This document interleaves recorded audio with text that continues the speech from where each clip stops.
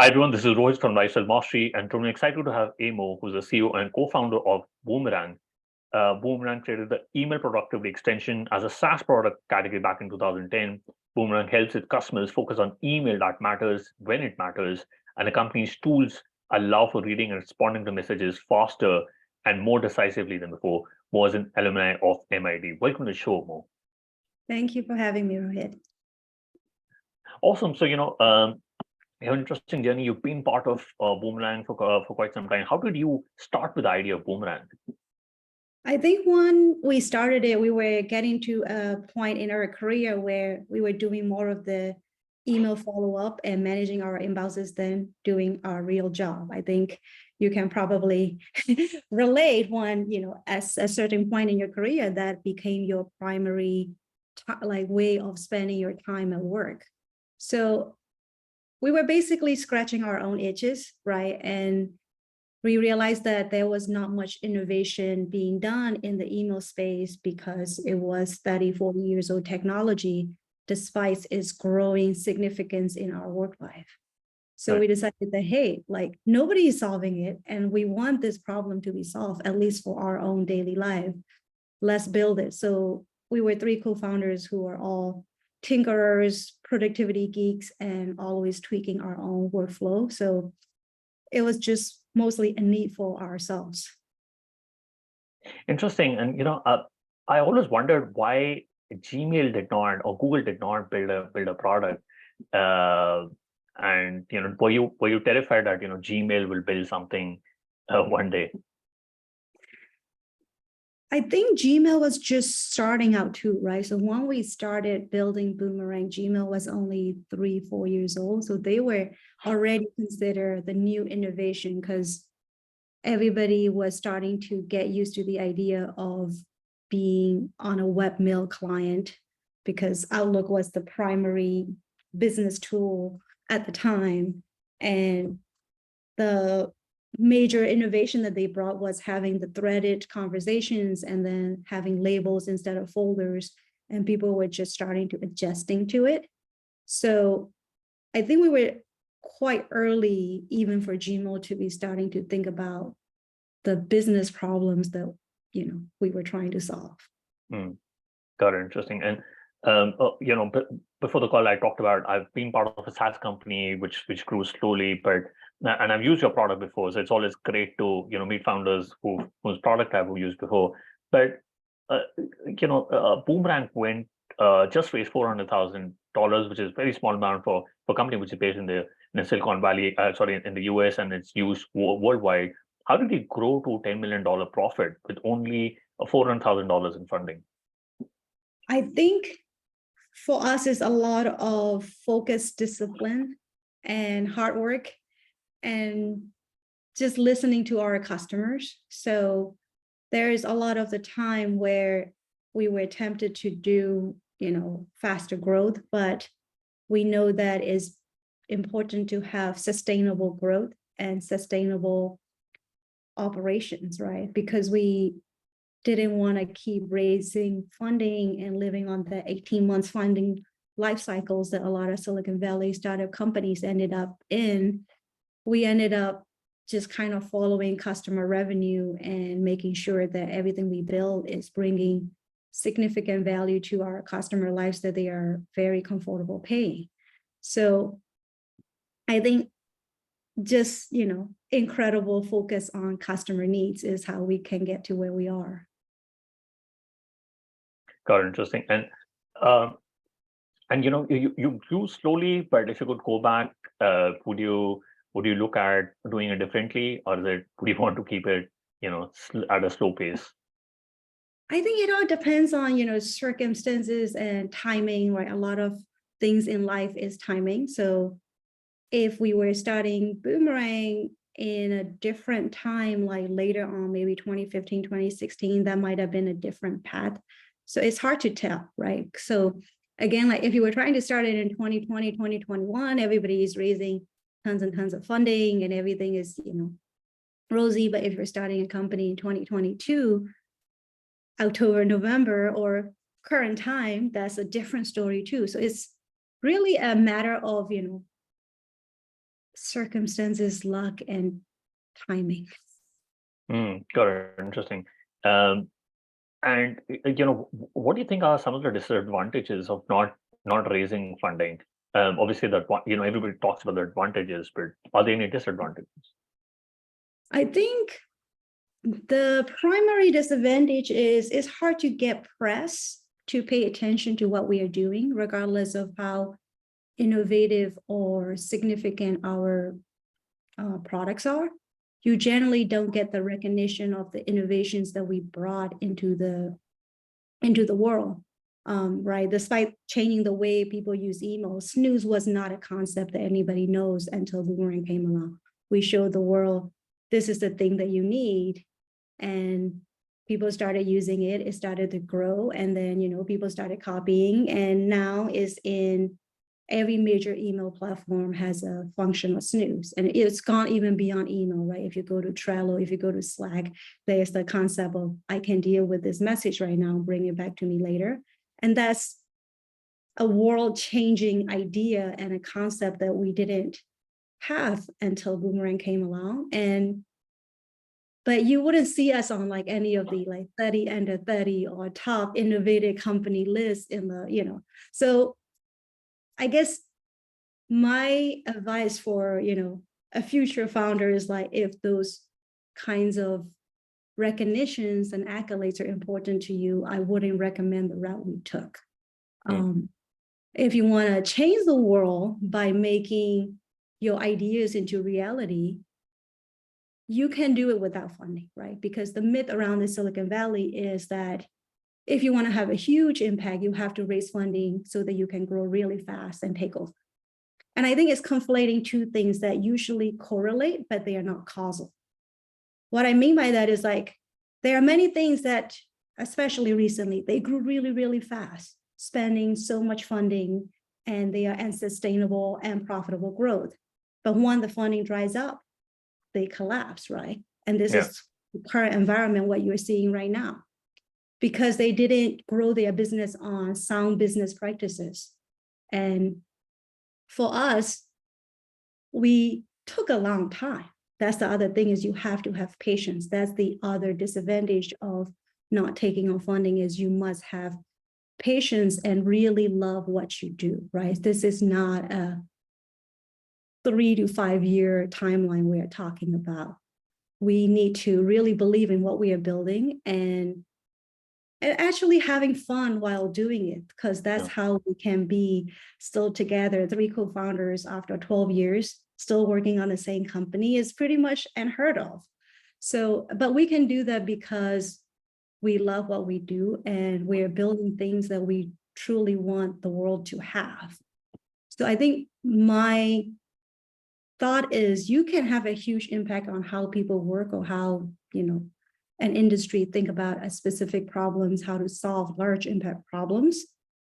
You can introduce those ideas with or without funding if you have enough patience and stamina to keep going at it. Got it. Interesting. And obviously, you start off with your co-founders. Now you got a large team, but now how do you look at hiring top talent? What do you look for developers and people in the revenue team, and how do you test for them? So for every single role, we work backward from what the role needs. So we actually look at every single new job description is exercised in backward calculation of what do we need, what are the qualities. We clearly outline the qualities and the skills we need, and then from that we actually design the individual interview sessions. And first thing we write out is, this session is going to test for either the skills or this quality in the person. And then how does it do that? So we are very what's the point of this as a mantra in a company? So we actually, okay, we're going to hire a data science person. So we want them to be able to make an argument or spot a flaw argument in a data interpretation. So we would actually design a data set for them to and then make an argument out of that data set. So it takes a lot of work. That's basically the gist is like we think through what we are trying to screen for or test for, and then actually put in the work to like design a session exactly that's going to target what we are looking for. And then we also have core values that we've been continually updating for the company since founding. And we, as part of the interview sessions, everybody is looking out for those core values, and people put in their interpretation or their, understanding of how well of a fit they are to our core value. So we don't do the generally very vague term of culture fit, because culture fit can be people are just looking for other people who look like them, who think like them, right? Have the same hobbies. I don't think that's what we're looking for. We're looking for, do you value the same values that we want? So for us, we have a very specific set. We look for earnest. We look for people who are earnest, who are collaborative, who are focused on the process, and who wants to make thoughtful progress every day. And these are like the 4 major sections that we look at, and kind of like, hey, if we are not, passing a candidate because of a major red flag on their anti-collaborative behavior, it's very specific. You can't introduce too much bias when you are talking about a specific behavior or the way they conduct themselves that are in alignment with or opposite of what our core values are. Got it. Very, very interesting. I like the culture piece and how you're looking at introducing employees who imbibe those values. And other than experience, what are the other things a founder should look at in order to onboard an employee? I think like for leadership roles and soft skills, experience definitely matters more. But for us, it's like values alignment and how much they believe in the mission and what we are building. So there are a lot of different options right now, right? Like if you are a developer, if you are a designer, there is such a large number of options to go work for. So why would somebody come and work for us? They have to really bought into why we are building these things, what kind of changes and impact we want to have into people's life. And I think a significant portion of our team has previously been users or customers of our products even before they joined the team. And I think that totally shows in the way that we build the products, the way that we treat our customers. Got it. Interesting. And I've been into tech startups, and it's always important to even for your team to conduct the performance reviews. So how do you look at conducting the performance reviews? Should you do it monthly, quarterly, yearly? Yeah. We try to keep it really lightweight and frequent because we believe that going closer to the cycle is better than waiting for a whole year and do this, 15-page review, right? So we have this thing called quarterly sit down, which is only 1 page. Both the employee and the manager write their own.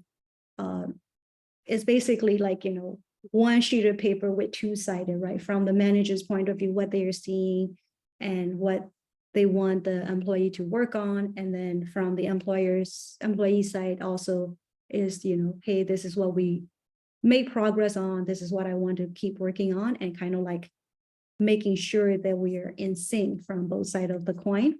And then we have an annual performance review. So like we have 3 quarterly sit down, and then at the end of the quarter 4 is the annual review. And that one is a little bit longer and has more segments like core value alignments and professional goals and kind of stretch goals, what they want to stretch themselves on. I think for us it's like, and that's like in the formal part, but there's also the very informal things are happening, giving each other feedback.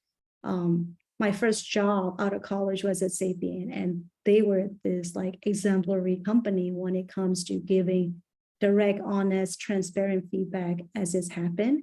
So like as a new college grad out of college, 22-year-old, I have been able to walk into a VP's office and like, hey, you know, this client workshop that we had at this session, you said this, and I'm not sure like that's the right thing to do. And it was a totally okay environment. So it's always been my goal to recreate that type of atmospheres.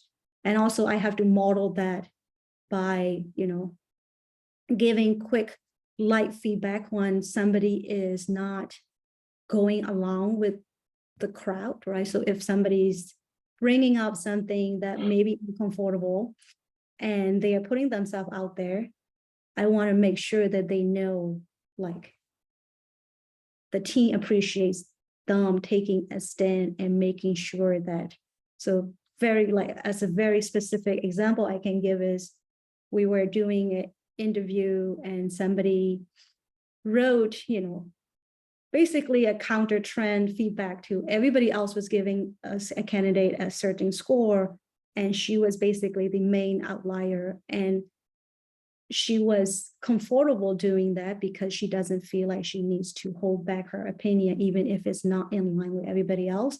And I messaged her immediately, I saw this, I appreciate you, you know, putting yourself out there and be willing to go against the grain when you notice something. So I think that kind of like daily small interactions encourages people to have a more transparent and honest environment. Got it. Yeah. I mean, because you know, I struggle with giving, you know, honest feedback to somebody who reports to me, or even to a colleague. You know, maybe, you know, any suggestions for me on, or for the founders on how to create that, you know, that environment of safety, so that and the managers can be transparent and honest. Yeah, I think the first thing is, you know, assume good intent on everybody, right? So Sure. when you're trying to give feedback, I have to, like, I've been working with my own CEO coach on this too, to start with good intent, to start with come from a place of curiosity. So if you are giving feedback, at least, you know, just don't go straight into, hey, this didn't work, it sucks, right? Instead, hey, I saw you approach it this way, which is not how I would approach. So it was very clear and transparent that, like, I'm not just trying to be super nice and make it all vague, right? I will start with, hey, you approach it this way. This is not how I would approach. So help me understand where you're coming from. And that kind of phrasing, like I literally have to practice with my CEO coach on, like, what are the phrases I would say, because it doesn't come naturally to me either. Yeah. I'm on the other end, like I get super direct and like go like, that doesn't work. What are you doing? So I have to learn to go from, you know, assuming good intent and start from place of curiosity, and what are the phrases and opening phrases that I have to learn, because when you're starting an encounter or like a feedback session like that, the first thing you said totally matter. It sets the tone, it says how they are going to receive your feedback. And then when I see my, you know, team members doing that type of feedback, I go out of my way to encourage and tell them how much I appreciate they are doing that type of feedback and make it visible to other people. Interesting. Maybe, you know, I should plan to say, you know, what to speak with my managers and Yeah. people who report to me. No, that's pretty useful. And you know, Boomerang has been working remotely, but and it's something which is a new phenomena. People have started going back into the hybrid mode. But does remote work really help in increasing productivity? Again, what are your thoughts on that? I think there are upsides and downsides to this, just like anything that we are doing, right? The upsides are, yes, people are not suffering their commutes, and there is real research out there on, you know, how much of a like 40 minutes commute is, I think, equivalent to making like $20,000 more or something. So there is like real happiness boosts from avoiding commute, right? Yeah. But at the same time, there is the accountability portion, right? So doesn't matter how many hours they work if they are getting the work that you need them to get done. And then there's the other part of like people can kind of forget about the work-life separation, and kind of work kind of bleeds into every day because there is no separation, right? You wake up, your computer is right there, you're jumping in, kind of stretch it out, especially if you have multiple time zones. And then, before you know it, you're answering work email at family dinner at 7:30. And I don't think that's like,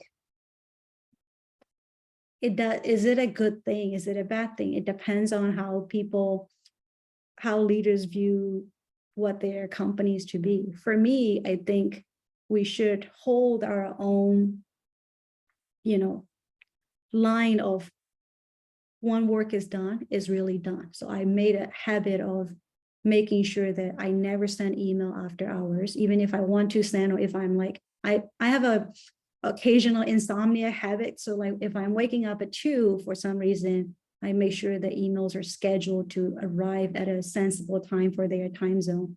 So remote work can get very overwhelming and like take over your whole life if the organization doesn't set proper boundaries and the leaders don't kind of promote and model good behaviors. Yeah. So I think that part is harder in productivity, in the sense that like people are just like all constantly connected to Slack and email. And then there are good parts is, you have more flexibility, especially people with young kids. I'm a mom with young kids.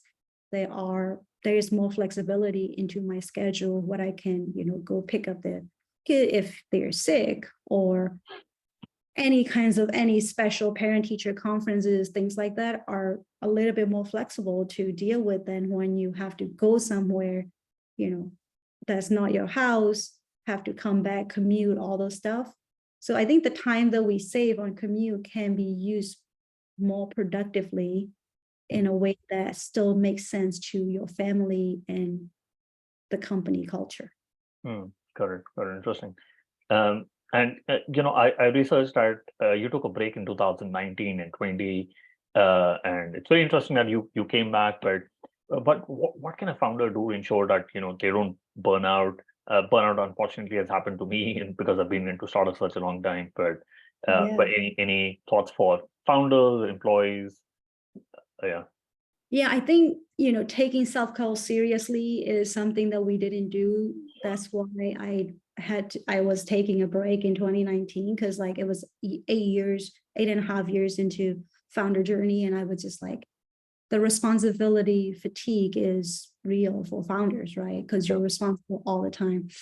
And we didn't take vacations for the first 3 years, and that's not healthy. And then after that, we did a little bit better. And then the other part that I recommend is having other founder friends for moral support and community, because founder's journey is lonely. It's harder to kind of like, when you're working in a big company, right? You're some senior manager or something in some big company, you have colleagues to commiserate with, complain, whatever it is that you do. When you're a founder, that pool is very little, because your co-founders are your support system, and that's it. Because they know what's going on at the company, they know the challenges that you are having, but you can't really share every single thing that on your mind with everybody on your team all the time. So that's one thing that I personally didn't do very well the first time around, is I didn't have a community of founder friends. And this, when I came back in, now I have 2 different circles of founder network. One is through my MIT alumni network, with MIT circle of founders. And then I kind of collected a personal advisory board of sorts, right? Other women founders that I've been known, like we know each other forever, maybe 2-3 companies ago. And they may or may not be founders anymore, but they know the struggles and the kind of concerns that you have. So leaning onto folks who understand is a big way to make sure that you don't burn out. And then making sure, for me, is everything is about daily habits. So making sure that I have time in my daily routine to have, time for practicing yoga, time for taking a walk. I have a very strict, I take lunch hour every day, the whole hour, no work. I heat up food, eat, go take a walk, 30 minutes. And, you have to build that in, and you have to make it non-negotiable. Like self-care should be non-negotiable, because sometimes as founders, we're like, oh, I could just do this one more thing. Oh, it's okay if I don't do yoga today, I'll do it tomorrow. And that can kind of bleeds into never taking rest and time for yourself. And it's especially worse when you have, family and young kids and and pandemic on top of it. It's been crazy. Yeah, no, absolutely. I think I moved to UK a couple of years back, and I've been part of Pavilion. A big shout out to them, as well as Beyond Deck. And I think that community is important. Are there any specific communities, like you talked about MIT, but are there any like the CEO networks which you would like to give a shout out to? I haven't been part of my co-founder Alex, when he was CEO for the Boomerang, he had I think it's like CEO Alliance or something, and he was a part of that. I've been getting a lot out of my MIT circle. It's been a great, it's about 8 founders together in a similar stage or so in different industries. So we are not all in like SaaS, so we are not all in just software, but it's great to have, a steady group of people that meets every 2 weeks, talk through. And then the personal network, I am a part of a women angel investors group called Angels.vc, and it's a little bit more of a looser connection. So they have a monthly meeting, but it's more like, hey, I have this, questions, or hey, do you guys know somebody? So it's more of a looser networking. And then the personal advisory board, I highly recommend every founders to like kind of collect along the way. Like some of them may not even be founders. Right. They may have been former founders now that are now moving on to a different career, right? Elizabeth Yin, that we were talking about, our mutual friend, like I consider her part of my personal advisory board, right? If I'm thinking through something or something that is slightly tricky, I will kind of like use her as a sounding board, like, hey, I'm thinking about this. What do you think? What have you seen? And that's been helpful. Yeah, no, I think a big shout out to Elizabeth Yin. She's been very kind enough to introduce me to a lot of guests, and I love that Hustle Fund, the hustle culture, and how they're trying to bring more angel investors into the group. And you talked about personal advisors. Do you have like a cadence where you like on a CRM tool you reach out to your advisors, or is it like more random where you reach out when you reach out? I think it depends, right? Some depends on the context. And then there's a lot of mutual like introductions that we need to make. So things kind of comes up more randomly. But if I haven't talked to somebody for a couple months, I try to make sure, hey, how are you doing, or what's going on, and try to keep up with them. Sure. I think if you go beyond a couple months, it's a little bit harder to warm back up. Got it. Yeah, interesting. And interesting thing about Boomerang is you've been building schools in Burma and donating to academic labs, working on climate change. Is it a conscious decision to give back to the society, or is the company moving towards climate change? So when we started the company, as part of the company, I guess, charters, we said we're going to donate back to education when we make profits. And, we were just young and have no idea what we were doing. And we have that intention, and we didn't know if we were ever, going to become profitable, right? And then when we did become profitable, we look and consider how to give back. So I grew up in Burma, and I got the college education that I got because some, generous donor who I never met, scholarship fund for students from developing world, right? And I had no personal connection to him or his organization or even cultural overlap, but he looked through and decided that, students from developing countries need a way to get out of their poverty and whatever the circumstances they are from, and he set up the scholarship fund. So for me, it's a similar way. Is like, one, we should be able to help the next generation and pay it forward. And I believe we pick education because it is a force multiplier. So that's been from the very beginning of the company, we kind of like set it aside. But then climate change has become, the crisis of our generation.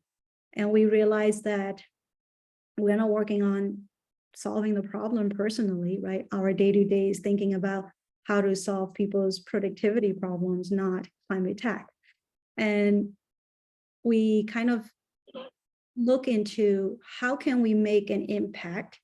And we know that there is a kind of a gap in funding for fundamental research in climate tech. So, and there are people working on different aspects of climate change in different ways, but kind of like the pre-seed stage of climate tech research is very underfunded. And we realize the amount of, donation that we can make, the size of the check that we can make, that space is the perfect fit where you can go in and give 50,000 to a research lab on a very early stage science. And then they write their first 2 papers. They do the work for first year with a postdoc or a graduate student for a year, and then they write their first 2 papers. And if it's promising, they are bigger and better fundings from places like NSF that they can get. So we're basically decided that we want to be the pre-seed stage funder of climate tech research. And that's been really rewarding and a lot of fun for the team.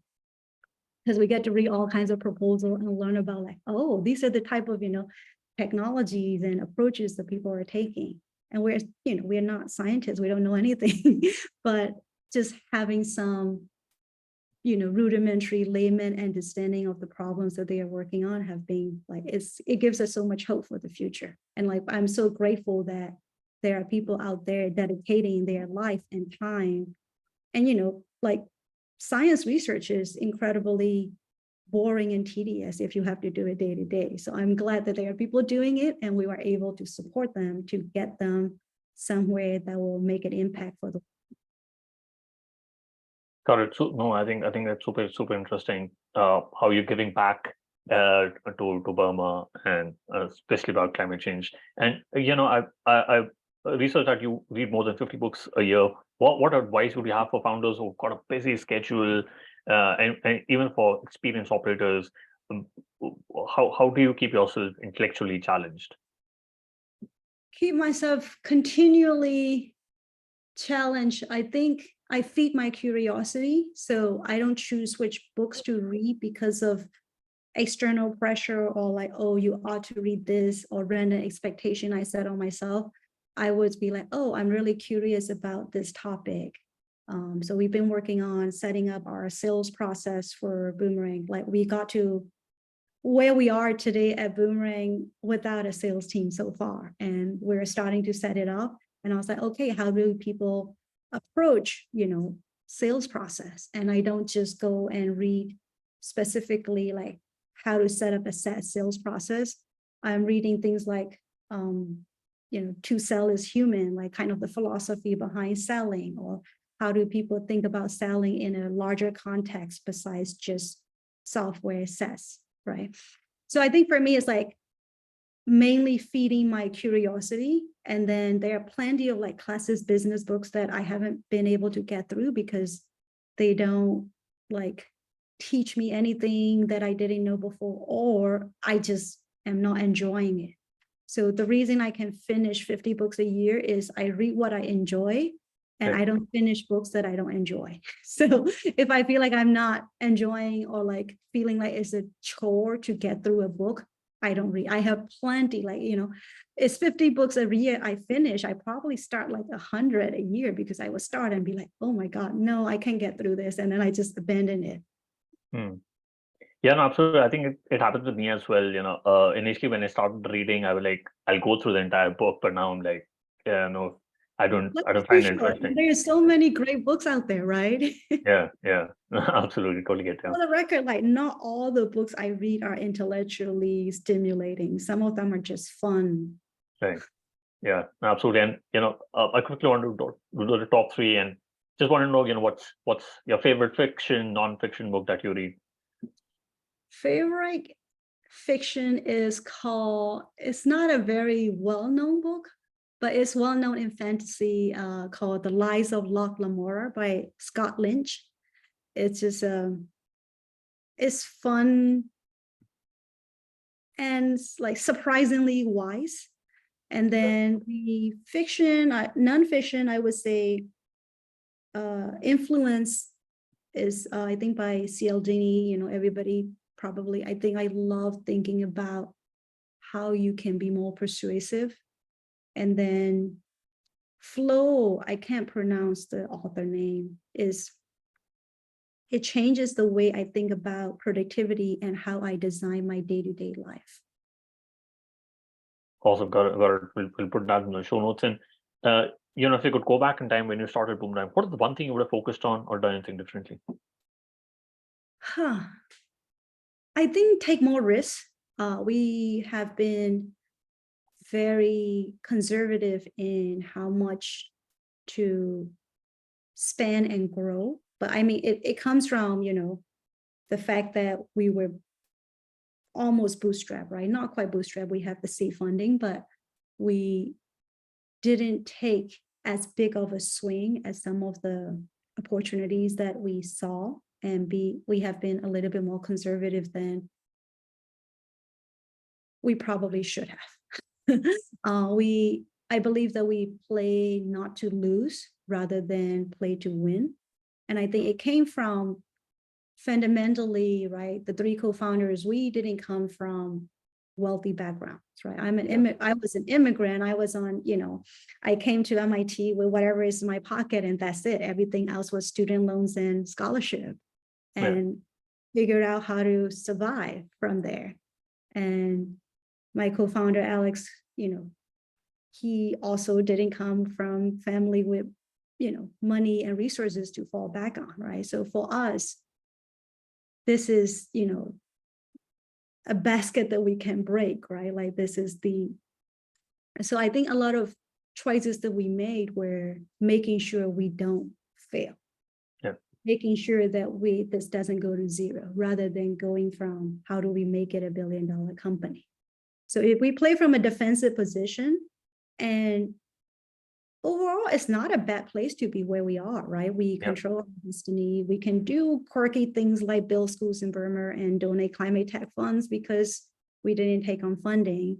And, personally, financial wise, we got to a pretty decent spot anyway. So it's perfectly fine for what we value in our personal values and lives. But I think we may have made even bigger impact than we did if we take a little bit more risk. Got it. No, I think you've done really well for yourself. Boomerang is quite a brand name, so congratulations on that. And lastly, do you have the favorite online tool, anything other than Boomerang? Yeah, aside from Boomerang, I've been really enjoying a service called Flow Club these days. It's a online virtual co-working community. You show up for, a dedicated time, you describe what you're going to work on, and then you go on mute, video on, and then work with other people that you don't know together. And then once the time is up, you kind of talk through like, hey, what did you get done? So it's kind of like a very interesting accountability and like getting through the things that you don't want to do. Very interesting. I've never heard about it. I'm going to look into this and put that in the show notes. What is the best way people can reach out to you and know more about Boomerang? I am on Twitter at Aye Moah, my full name, AYEMOAH. That's probably the easiest. Well, if Twitter is no longer around, find me on LinkedIn. I'm pretty easy to find. Again, my name is unique and, easy to find. So that's probably where you should find me. Boomerang is at boomerangapp.com. All the products that we make for Gmail, Outlook, iOS, and Android are available there. And if you haven't checked it out, you should definitely check out our new meeting scheduling tools. We are kind of doing what meeting scheduling problems to what we did for email follow-up problems. I think this is how people should be scheduling meetings in the next decade and beyond. Oh, wonderful. We'll put that in the show notes. Mo, thank you so much for taking your time speaking to us. I really enjoyed my conversation with you. Thank you for making the time, and it was a great conversation. I had a lot of fun. Thanks, Rohit. Thank you. Thank you.